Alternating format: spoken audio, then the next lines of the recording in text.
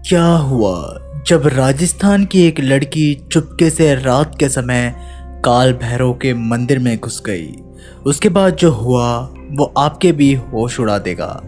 आखिर क्या हुआ उस लड़की के साथ, वो जिंदा भी बची या नहीं, चलिए जानते हैं इस वीडियो में। नमस्कार दोस्तों, आप देख रहे हैं भक्ति शास्त्र। अगर वीडियो पसंद आए तो लाइक, शेयर और चैनल को सब्सक्राइब करके बेल आइकन को प्रेस करना मत भूलिएगा और एक बार सच्चे दिल से कमेंट बॉक्स में ज़रूर लिखिएगा, हर हर महादेव। इस घटना की शुरुआत होती है राजस्थान के प्रसिद्ध शहर उदयपुर से। यहीं पर प्रियंका नाम की 18 वर्षीय लड़की रहा करती थी, जो कि कॉन्वेंट स्कूल में पढ़ा करती थी। उस कॉन्वेंट स्कूल में उसे बचपन से ही हिंदू संस्कृति से दूर रखा गया था, इसलिए उसका मानना था कि भगवान नाम की कोई चीज़ नहीं होती, ये दुनिया विज्ञान के बल पर ही चल रही है। जब भी उसके आसपास कोई धार्मिक गतिविधि या चमत्कार होते थे तो वो उसके पीछे कुछ ना कुछ वैज्ञानिक कारण निकाल ही लेती थी और लोगों की श्रद्धा का मजाक उड़ाया करती थी। एक दिन उसके घर के समीप एक शिव मंदिर में नंदी देव अचानक से दूध और पानी ग्रहण करने लगे। जैसे ये खबर बाहर आई, लोगों की भीड़ उस मंदिर में उमड़ पड़ी। सब लोग अपने हाथों से नंदी जी को पानी और दूध पिला रहे थे और वो मूर्ति भी पल भर में पानी और दूध को ग्रहण कर रही थी।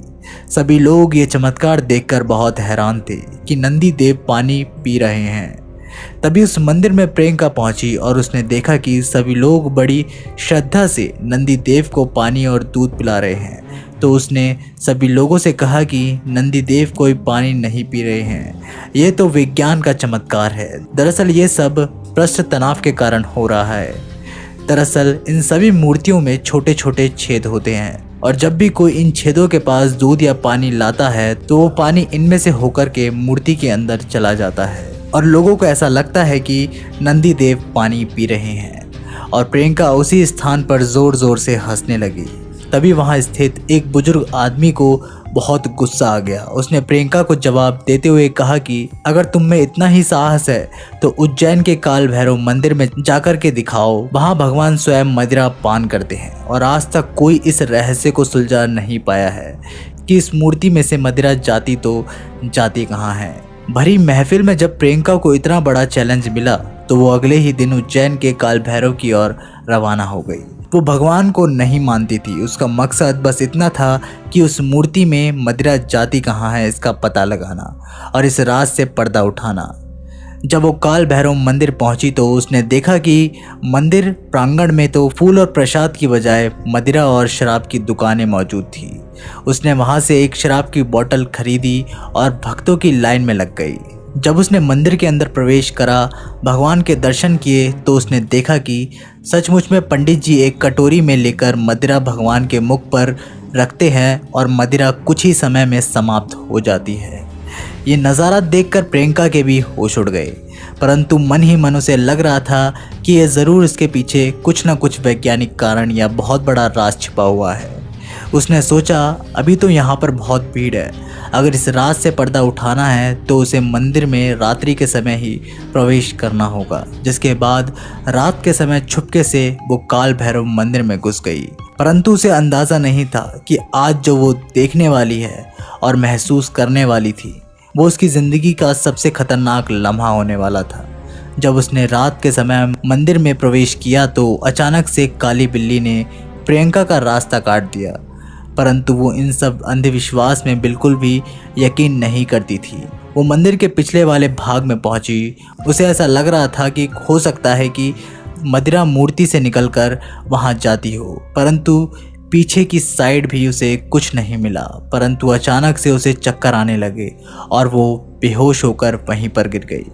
और कुछ समय बाद जब उसकी आंखें खुली तो वो उस धर्मशाला में मौजूद थी जहां पर रुकने के लिए उसने कमरा लिया था। उसे समझ नहीं आया कि उसके साथ ये हुआ तो हुआ क्या। तभी उसे याद आया कि रात्रि के समय तो काल भैरव मंदिर में जाना था। उसने पुनः रात्रि के समय छुपके से काल भैरव मंदिर में प्रवेश किया और पुनः एक काली बिल्ली ने उसका रास्ता काटा। तभी उसे एहसास होने लगा कि ये सब कुछ तो मेरे साथ पहले भी हो चुका है। वो पुनः मंदिर के पिछले वाले भाग में गई क्योंकि उसे ऐसा लग रहा था कि जो भी मदिरा चढ़ती है वो पिछले वाले भाग से निकल जाती होगी। परंतु वहाँ पर उसे पुनः कुछ भी नहीं मिला और वो पुनः उसे चक्कर आने लगे और वो वापस उस स्थान पर बेहोश हो गई। और पुनः उसकी आंखें खुली तो वो उसी धर्मशाला में मौजूद थी जहाँ उसने रुकने के लिए कमरा लिया था। और उसके बाद ये निरंतर घटनाक्रम चलता रहा। वो रात के समय काल भैरव मंदिर में पहुंचती, बेहोश होती और उसकी आंखें पुनः उसी धर्मशाला में खुलती। दरअसल प्रियंका एक काल चक्कर में फंस गई थी। वो भूल गई थी कि वो काल भैरव की परीक्षा लेने जा रही थी, जो स्वयं काल यानी समय को नियंत्रित करते हैं। और सुबह होते होते प्रियंका को भी काल भैरव की शक्ति का एहसास हो गया। उसने भगवान के सामने घुटने टेक दिए और अपने किए की माफ़ी मांगी। और इस घटना के बाद वो पूरी तरह से आस्तिक बन गई और भगवान को मानने लगी और हर धार्मिक स्थान के पीछे वैज्ञानिक तर्क देना भी बंद कर दिया। दोस्तों, इस घटना को लेकर आपके क्या विचार हैं? हमें कमेंट बॉक्स के माध्यम से ज़रूर बताइएगा। अगर वीडियो पसंद आए तो लाइक, शेयर और चैनल को सब्सक्राइब करके बेल आइकन को प्रेस करना मत भूलिएगा। तब तक के लिए नमस्कार, टेक केयर।